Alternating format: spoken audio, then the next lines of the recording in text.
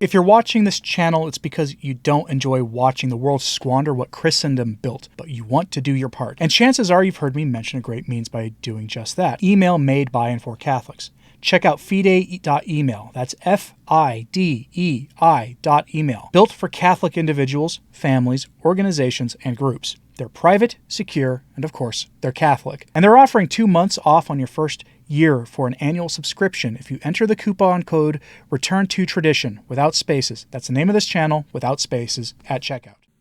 I think it's time to talk about something I've been delaying talking about for a while here, and it's a very important story. I've hinted at in live streams recently, but it really kind of gets to the basic bottom of this problem here. Have you ever noticed when you talk to your Catholic friends and family members who they seem aware that there's something wrong in the church, but they can't point to what's really going on, and they don't seem to be able to accept some of the independent media narratives on this because, after all, the Catholic media, being staffed by Catholics and run by Catholics, are people of faith and should be trusted to give us the full reporting on things, right? It's a logical assumption to make. In the same way that if we had public figures who are Catholic, we should be able to trust them to actually live their Catholic life and make Catholic decisions related to the jobs they hold. But of course, in the case of the politicians that I'm hinting at here, we know that that's not actually the case. And unfortunately, that seems to not be the case with the Catholic official media. I'm bringing here the story to you that I've hinted at again in some live streams in recent weeks, that Francis had a meeting with the press corps of the Vatican. These are the officially sanctioned Catholic journalists whose job it is for Catholic news outlets of various kinds, whether it's Vatican News or Katholisch.de or some of these other pretty mainstream European and North American Catholic news organizations.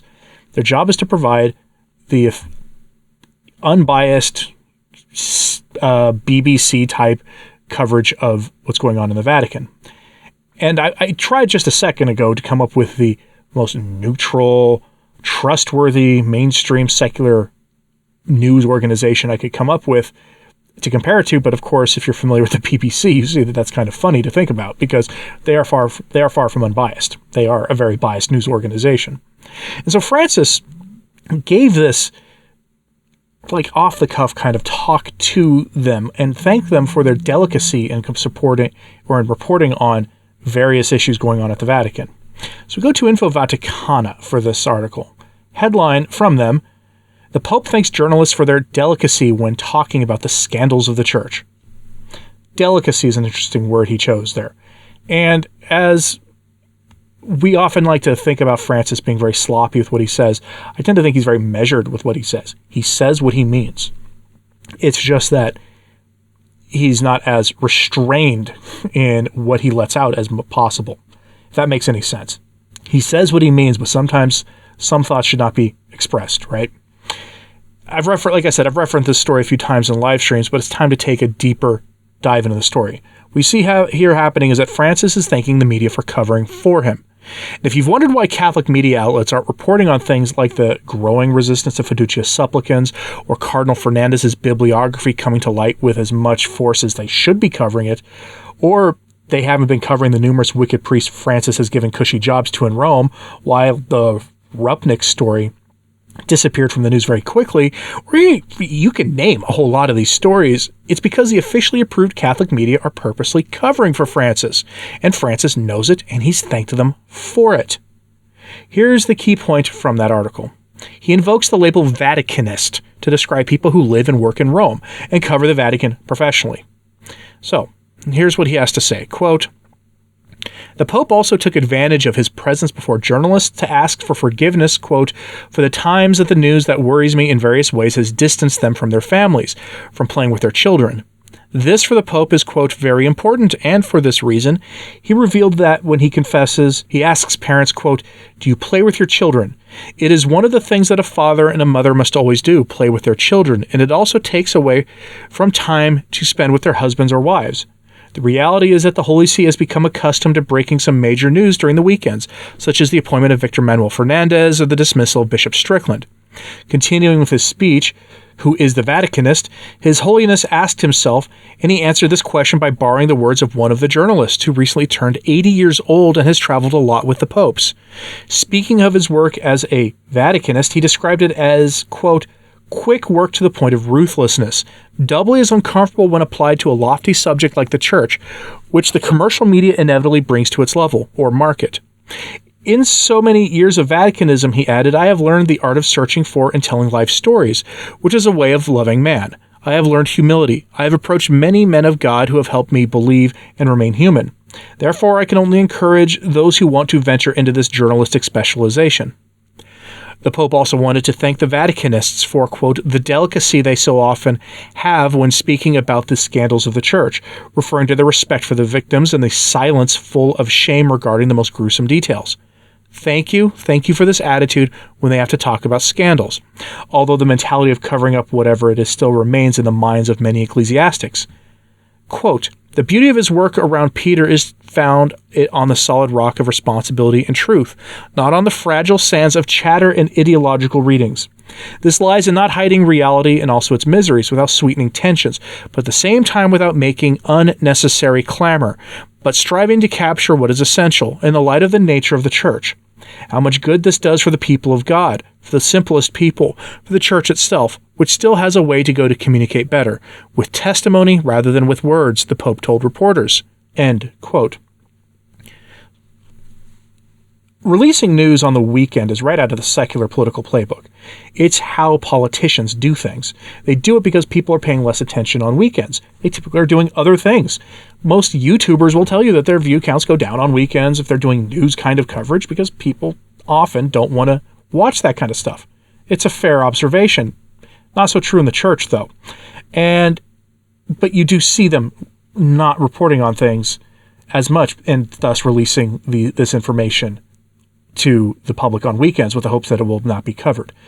Now, it's worth noting there that Francis spoke specifically about ideological considerations and essentially not offering fodder for those of us who report on everything he does that to warn people against the influence he's having in the church. He is very much thanking them for essentially not giving people like us more to work with. That's what he's doing.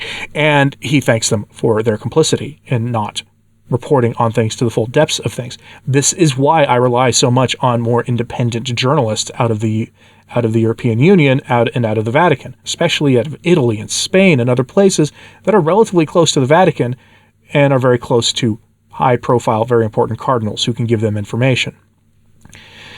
Now, this is something that I'm not the only one who's noticed this story, and that it's got some very interesting implications going back all the way to the beginning of Francis's time allegedly running the church.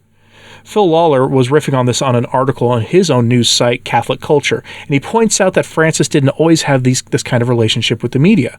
In Buenos Aires, he famously didn't give many interviews for fear of saying things he didn't mean to say. That was his stated reason for it.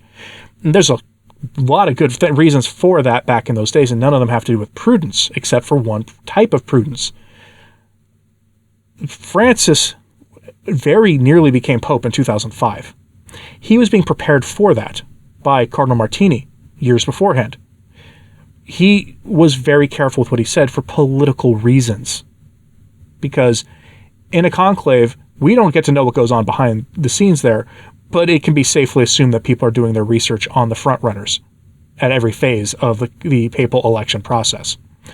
I would be checking on the bishops that I didn't know very well if they were suddenly the frontrunners to be the Pope, if I were participating in a conclave, and I know you would too.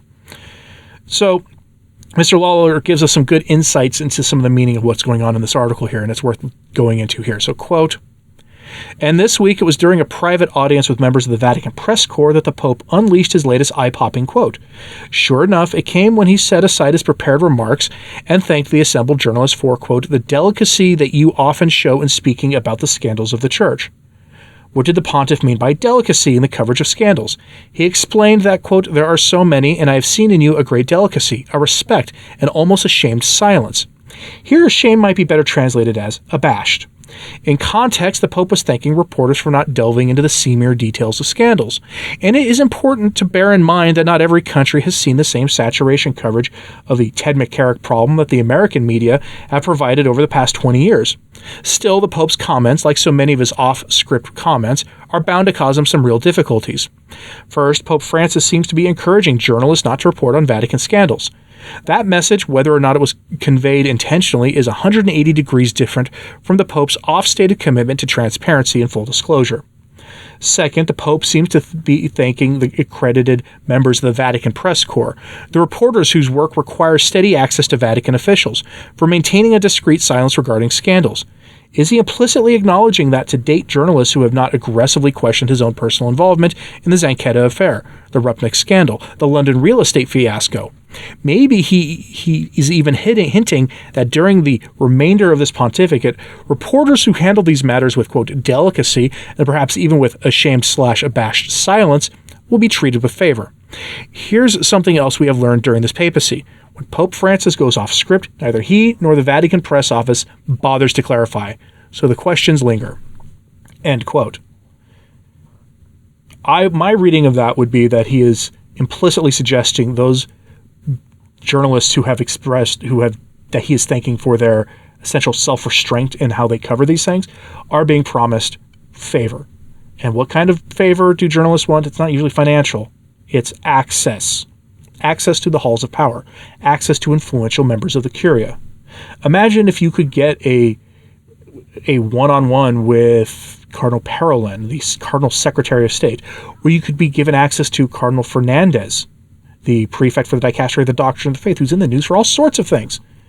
If you have a long history of being careful in your coverage of these stories, you're more likely to be given access to the most important figures in the Roman Curia. That is the bread and butter of journalists. That is what they live for. And that is why in the secular realm, as well as in the church, you often see stories that we're talking about not covered very much in any great depth. And when they are, they're often favorable to those in positions of authority. So be wary of official Catholic media. That's why myself and the colleagues that are of mine that are here on this platform do what we do. I'm curious what you have to say about this, though. Do you think he's thanking them for their complicity and not going in full detail about the evils that we talk about here in the alternative Catholic media? Let me know in the comments, please. And hit like and subscribe if you haven't. It does help. So to sharing this on social media, that helps too. And if you've ever thought about becoming a patron of this channel, it'd be greatly appreciated if you would consider doing so. It does help keep these messages coming on a daily basis. And as always, pray for the church. I'm Anthony Stine. Ave Maria.